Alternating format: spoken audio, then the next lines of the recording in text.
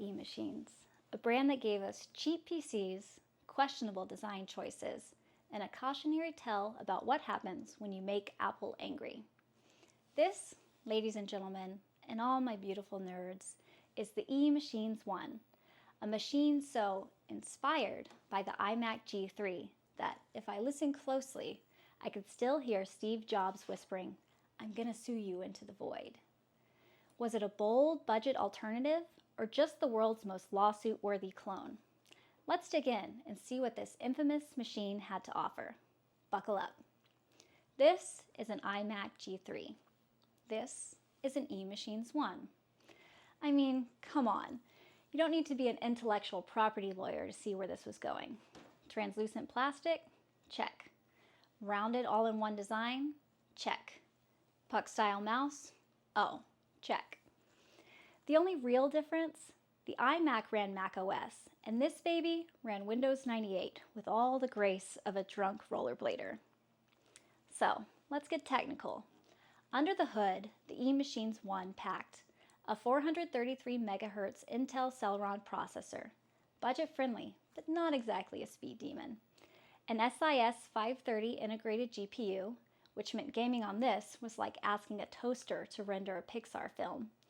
64 megabytes of RAM, expandable to 256 megabytes. But let's be real, who did that in an all-in-one? A 10 gigabyte hard drive, perfect for storing all your Napster downloads, as long as you didn't need to open more than 2 files at once. And of course, a 56K modem, because nothing says cutting edge like waiting 45 seconds for a single JPEG to load. But the biggest issue? Performance.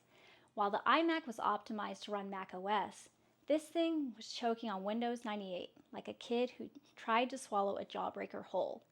It was laggy, it was clunky, and it was, well, kind of sad. But here's the thing.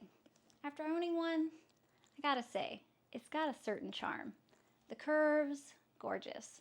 The translucent plastic, deliciously late 90s. I mean, look at this thing. It's like the iMac G3 and a budget PC had a weird, illicit affair. But then, Apple happened. See, Apple didn't just see the eMachines 1 as a similar design, they saw it as a full-on ripoff. And Steve Jobs? Oh, he wasn't about to let that slide. So, Apple hit eMachines with a trademark and trade dress lawsuit, claiming that they copied the look and feel of the iMac G3. And honestly, they weren't wrong.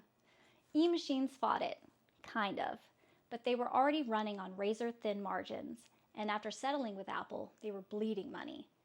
Fast forward a few years, and yep, eMachines got gobbled up by Gateway, and eventually, Gateway got gobbled up by Acer. So, in a way, this little computer helped speedrun eMachines' own extinction. But you know what? I still think the eMachines 1 is kind of sexy. Sure, it was an iMac cosplayer. Sure, it wasn't great, but it was bold, it was ambitious, it was dangerous. I mean, what's hotter than a machine that looks this good, knows it's wrong, and still does it anyway?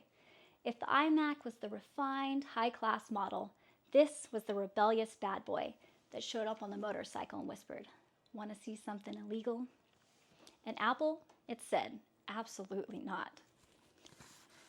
So, what do you think? Did Apple do the right thing shutting this down?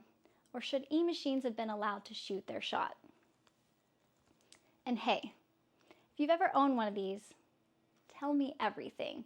I want the details, the drama, the dial-up struggles. Please like, subscribe, and all that self-serving mumbo-jumbo. Until next time, keep your ports closed, your firmware up to date, and maybe don't copy Apple unless you've got a really good lawyer, like me.